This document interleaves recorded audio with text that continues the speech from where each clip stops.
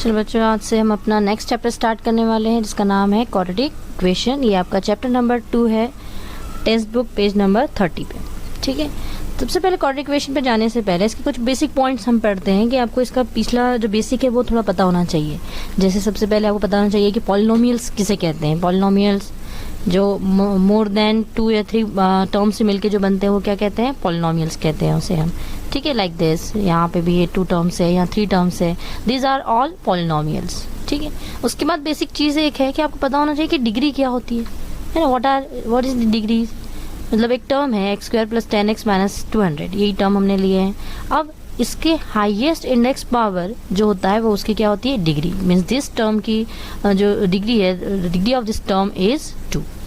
And one more, if we get this equation 3x + 4, again ये polynomial है, इसकी degree क्या होगी? मतलब इसका वेरिएबल 1 है और इसका हाईएस्ट इंडेक्स पावर क्या है यहाँ पे? 1।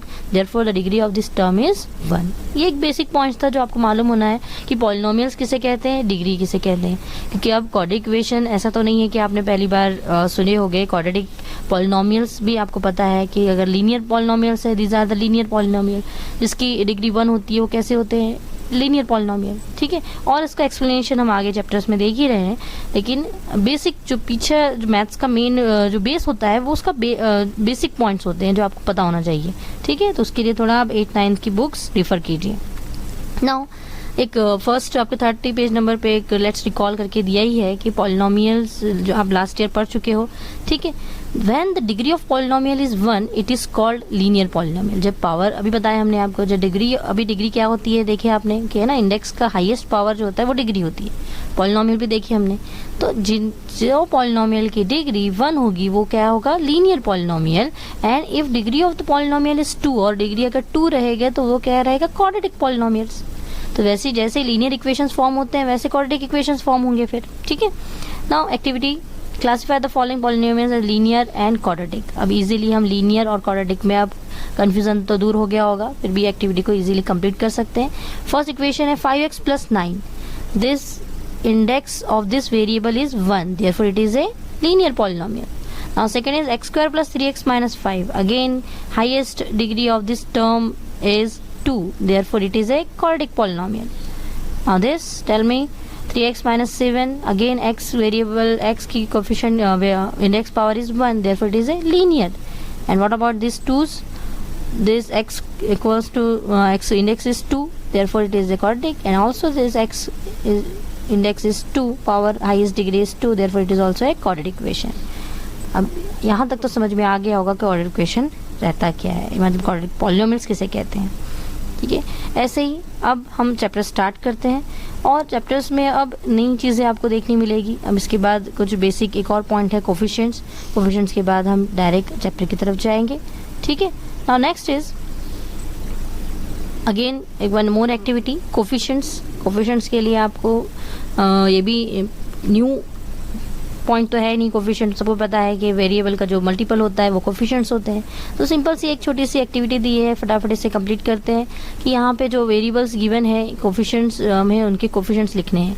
ठीक है, पहले लिखना है कोफिशिएंट ऑफ x², मतलब ये सारे इक्वेशन के जो x² के कोफिशिएंट्स है वो हमें लिखना है।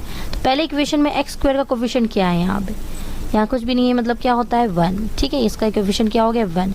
सेकेंड एक्टिविटी में सेकेंड इक्वेशन में x² की कोफिशिएंट क्या है? यहाँ पे 3, here 5। Okay, now again past में देखते हैं सेकंड x के लिए क्या है कोफिशिएंट ऑफ x। इस इक्वेशन में x का कोफिशिएंट 3 ऑलरेडी गिवन है। इस इक्वेशन में x का coefficient -5 and in this equation x coefficient is 0। And what are the constants, जिनके साथ कोई वेरिएबल नहीं होते हैं वो क्या होते हैं? कांस्टेंट्स होते हैं। तो फर्स्ट इक्वेशन में यहाँ पे इसके साथ कोई वेरिएबल नहीं है, ये कांस्टेंट हो गया। कांस्टेंट है मीन्स -5, इसमें 0 और यहाँ पे भी कुछ नहीं है, मतलब 0 है। ठीक है, तो ये हो गया अपनी सिंपल सी छोटी सी एक्टिविटी जिसमें आपको सिर्फ ये समझना था कि कोफिशिएंट कहते ही किसे हैं, तो ध्यान में रखिए। ठीक है, standard form of quadratic equation. Quadratic equation का स्टैंडर्ड फॉर्म क्या होता है? पहले तो ये देखना है क्वाड्रेटिक इक्वेशन क्या होता है। क्वाड्रेटिक इक्वेशन में जिसके पावर स्क्वायर की टर्म में लिखे जाते हैं वो क्या होता है? आपका क्वाड्रेटिक इक्वेशंस, है ना। means the equation involving one variable having 2 as the maximum index of the variable is called the quadratic equation. मतलब ऐसे इक्वेशंस जिसका मैक्सिमम इंडेक्स कितना है 2. लीनियर इक्वेशन में मैक्सिमम इंडेक्स 1, सबके इंडेक्स कैसे होते हैं 1 पावर, और यहाँ पे जो वेरिएबल है इसका जो इंडेक्स पावर है वो कितना है मैक्सिमम 2 होना चाहिए, उसे कहते हैं quadratic equations. This is the general form of quadratic equation. ax square plus bx plus c equals to 0. This form is the general form. Okay. Now, in this general form, this a, b and c are the real numbers. a, b, c are the real numbers. ये real numbers होंगे, कोई variable नहीं होंगे. And a is not equal to 0. अगर यही 0 हो गया तो x की टर्म ही नहीं रहेगी, और x की टर्म नहीं रहेगी तो ये क्वाड्रेटिक इक्वेशन नहीं होगा. ओके, तो इसलिए ये टर्म x स्क्वायर के साथ होना जरूरी है, तभी तो ये क्या बनेगा quadratic equation. This is the general form of quadratic equation. Okay, now एक one more activities are given in on page number 31. This क्या अब ये क्वाड्रेटिक इक्वेशन तो आप समझ में आ गया आपको कि क्वाड्रेटिक इक्वेशन किसे कह रहे हैं, कि जहाँ पे भी पावर 2 हो, मैक्सिमम पावर 2 हो, वो क्वाड्रेटिक इक्वेशन होता है. These are the quadratic equation. अब इसे इस जनरल फॉर्म के फॉर्मेट में अभी लिखना है.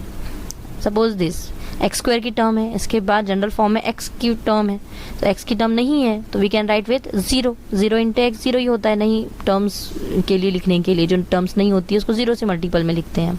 देन -4 मतलब constant term equals to 0. General form is कि फर्स्ट टर्म एक्स स्क्वायर की होना चाहिए, सेकंड टर्म एक्स की होना चाहिए और थर्ड टर्म कांस्टेंट होना चाहिए और equal to 0. This is the general form of quadratic equation. तो हर इक्वेशन को हमें इस फॉर्म में कन्वर्ट करते आना चाहिए. Now here coefficient of x square is a, x is b, c. अभी कोफिशिएंट देखे हमने, तो वैसे यहाँ पे एक्स स्क्वायर का कोफिशिएंट क्या हुआ 1, मतलब a की वैल्यू 1 हो गई, x की वैल्यू 0 मतलब b की value 0, x coefficient 0, then b की value 0 and c minus constant term -4. Okay, now we have to try this equation. पहले इसे क्या करना है आपको अरेंज करना है क्वाड्रेटिक इक्वेशन में. तो पहले टर्म होती है स्क्वायर वाले, अब x हो या y हो, वेरिएबल का पावर यहाँ लिखा है 1, वेरिएबल हैविंग पावर 2. वेरिएबल कोई भी हो सकता है m, t, r, बस हमें इस फॉर्म में इसको कन्वर्ट करना आना चाहिए. तो ये वाई स्क्वायर, तो फर्स्ट टर्म हमने लिख लिया वाई स्क्वायर, देन उसके बाद होना चाहिए लीनियर टर्म, ये 2y जो है वो इस साइड आ जाएगा तो क्या हो जाएगा -2y एंड -7 जाएगा इक्वल टू किधर, तो क्या जाएगा +7 इक्वल्स टू, यहाँ कुछ भी टर्म नहीं बचने वाली है तो क्या हो जाएगा 0. Now again comparing with this, इससे कंपेयर करो तो हमें a की वैल्यू क्या मिलेगी यहाँ पे 1, b की वैल्यू क्या मिलेगी -2 and c constant term 7. Again this ये ऑलरेडी अरेंज है, बस इसमें एक कांस्टेंट टर्म की कमी है ना, एक्स स्क्वायर प्लस 2x तो एज इट इज रहेगा क्योंकि ये इसी फॉर्मेट में है ना. यहाँ पे कांस्टेंट टर्म नहीं है, then we write +0. Constant term नहीं है इसलिए +0 लिख दिया हमने equals to 0. Now again comparing with this general equation, ये मेन पॉइंट है आपका कि आपको जनरल इक्वेशन से, जनरल फॉर्म से इसको कंपेयर करने आना चाहिए, आगे बहुत काम है इसका. Then value of a from here 1, value of b 2 and c 0. ये हमने एक्टिविटी कंप्लीट की है. समझ में आया कैसे हमने कोफिशिएंट्स जनरल फॉर्म को कंपेयर करके फॉर्म किए एंड ए बी सी की वैल्यू फाइंड आउट किए. नाउ फ्रॉम दिस, अब एक बार जनरल फॉर्म और क्वाड्रेटिक इक्वेशन आपको समझ में आ गया है, तो उसके बाद अब हमें डिसाइड करना है कि which of the following are quadratic equations. अब इसमें से कौन सा ऐसा है जो क्वाड्रेटिक इक्वेशन है. अभी बताया हमने क्वाड्रेटिक इक्वेशन मीन्स क्या होता है, जिसका वेरिएबल का हाईएस्ट मैक्सिमम पावर इंडेक्स वो कितना होना चाहिए 2. Suppose first question 3x square -5x + 3 equals to 0. Now in this is it a quadratic equation और नॉट. देखिए यहाँ 3x स्क्वायर पहली टर्म जो वेरिएबल है उसका हाईएस्ट इंडेक्स पावर 2 है, उससे ज़्यादा है ही नहीं, that means it is a quadratic equation. Okay, now second 9y square plus 5 equals to 0. Again highest maximum power 2 है ना, बाकी टर्म्स का अपने को नहीं है, लेकिन अगर पावर 2 है that is mean it is a quadratic equation. Quadratic equation का हाईएस्ट पावर 2 होना जरूरी है. Now third m³ - 5m square + 4. Here variable has maximum index power 3, therefore it is not a quadratic equation. अब धीरे समझ में आ रहा होगा कि क्वाड्रेटिक इक्वेशन किसे कहते हैं ना, जिसमें पावर ये जनरल फॉर्म के जैसा है बिल्कुल। इसको एग्जैक्ट ध्यान में रखना है अपने को कि ये एक्स स्क्वायर जहाँ पे भी है मतलब पावर हाईएस्ट पावर 2 होना चाहिए। Now this l + 2 l - 5। अब तो यहाँ तो ये इक्वेशन की फॉर्म में है ही नहीं, ये 2 ब्रैकेट है। Now we have to first solve the bracket. अगर ऐसा कोई फॉर्मेट आता है जहाँ पे हम डायरेक्टली डिसाइड नहीं कर सकते हैं क्वाड्रेटिक इक्वेशन है या नहीं है, तो आपको उसको पहले सॉल्व करना है। Solving this 2 bracket we get this term, है ना। ब्रैकेट सॉल्व करना तो आता ही है आपको, 5th स्टैंडर्ड सीख रहे हैं आप 6th स्टैंडर्ड से। ब्रैकेट सॉल्व करने के बाद हमें ये टर्म मिल रही है। Again look here, variable l has a maximum power 2 से ज़्यादा है ही नहीं power, therefore it is a quadratic equation. हम डायरेक्टली यहाँ से नहीं बताया हमने कि क्वाड्रेटिक इक्वेशन है कि नहीं, पहले हमें इसको सॉल्व करना है, सॉल्व करके फॉर्मेट में लेकर आना है, देन वी से it is a quadratic equation. One more, this y² + 1/y = 2। अभी ये इक्वेशन की फॉर्म में लेके आना है ऐसे। तो ये जो डिवाइड का y है ये क्या होगा, ये क्रॉस होगा दोनों तरफ। Then this y × y² it become y³। और ये y³ हो गया, that is mean it is not a quadratic equation. Okay, got it. ये इक्वेशन को पहले आपको फॉर्मेट में लेकर आना है, उसके बाद ही हम डिसाइड करेंगे it is a quadratic equation और not. Next, x + 1/x = -2x। Then again cross it, 1/x की टर्म है। वेरिएबल लीनियर इक्वेशन कैसे फॉर्म करते हैं इसमें बताए थे हमने कि अपॉन की टर्म को पहले हमें लीनियर इक्वेशन की फॉर्म में लाना है, वैसे इसको इक्वेशन की फॉर्म में लाना है। देन डिवाइड का x जो है वो मल्टीप्लाई होगा इधर यहाँ पे भी और यहाँ भी। देन x × x x², और यहाँ जाएगा तो -2x। इसको अरेंज कर सकते हैं हम, ठीक है। ट्राई करना है आपको, पहले इस फॉर्मेट में लाना है इसको जनरल फॉर्म में, then we write it is a quadratic equation और not. Do not write directly नहीं लिखिए, आपको यहाँ से उससे पहले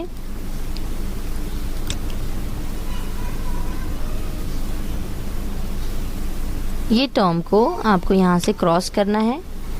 इन दोनों की टर्म जो क्रॉस होगी तो we can right x² then +1 = -2x, ठीक है। अब इसको जनरल फॉर्म में लेके आएंगे तो ये क्या हो जाएगा, x² -2x इस साइड आएगा तो क्या बन जाएगा, ये +2x + 1 = 0, ठीक है। थोड़ा वो माउस से लिखने में परेशानी जाती है तो वी कैन अंडरस्टैंड कि इक्वेशन में फॉर्म हो गया, then it is a quadratic equation, ठीक है। तो हमें समझ में आ गया होगा कि क्वाड्रेटिक इक्वेशन कहते किसे हैं, ये फॉर्मेट में चेंज कैसे करना है, इसे ध्यान में रखिए। एक्सरसाइज में क्वेश्चन है, आपको सॉल्व करना आना चाहिए। Quadratic equation format highest power होना चाहिए 2। नाउ आगे देखते हैं, अब नेक्स्ट है अपने पास रूट्स ऑफ क्वाड्रेटिक इक्वेशन, कि क्वाड्रेटिक इक्वेशन के रूट्स क्या होते हैं। रूट्स मतलब जो उसकी इक्वेशन को सेटिस्फाई करे वो होते हैं रूट्स, ठीक है। If p of x is a polynomial and p of a equals to 0, मतलब यहाँ पे जो इक्वेशन है वो इक्वल्स टू 0 आपको ऑलरेडी दी है, मतलब यहाँ पे जो एक कांस्टेंट टर्म है उस पॉलिनोमियल को उसने सेटिस्फाई करना चाहिए। Then x - a is the factor of px, therefore a is the root of or solution of p of x equals to 0। अब इससे इस इक्वेशन इस सेंटेंस को समझने के लिए एक एग्जाम्पल देखते हैं। सपोज x = -6 है, जैसे यहाँ x - a है, x की वैल्यू = a दिया हुआ है, तो हमने सपोज किया कि x = कितना है -6, और एक पॉलिनोमियल गिवन है x² + 5x - 6। अब ये देखना है कि ये x = -6 इसके सेटिस्फाई कर रहा है या नहीं कर रहा है। सेटिस्फाई करना है मतलब उसकी वैल्यू, इक्वेशन की पॉलिनोमियल की वैल्यू क्या आना चाहिए सॉल्व करने के बाद, 0। मतलब ये 6x की जगह हम -6 पुट करेंगे, then we get -6² + 5 × -6 as it is. जहाँ जहाँ x था हमने क्या पुट अप कर दिया वहाँ पे -6, क्योंकि x की वैल्यू दी है -6। Now solving this term we get 36 - 30 -6, देखो -6 का स्क्वायर 36, 5 × -6 -30, ये plus minus minus and this -6। Again solving this, देखो -30 - 6 -36, 36 - 36 इसे कहते हैं देयरफॉर -6 इज अ रूट और solution of this polynomial. Okay, x equals to -6 is a solution of this equation is this polynomial. तो इसे कहेंगे हम it is the one of the root of the equation. ये roots of equation का हम इस तरह से इसको डिसाइड कर सकते हैं कि अगर वो जो वैल्यू है उसे अगर हम पॉलिनोमियल में पुट अप किए और आंसर अगर 0 आता है therefore it is a solution और it is a one of the root of the equation. Now some more examples. Now 2x square minus 7x plus 6.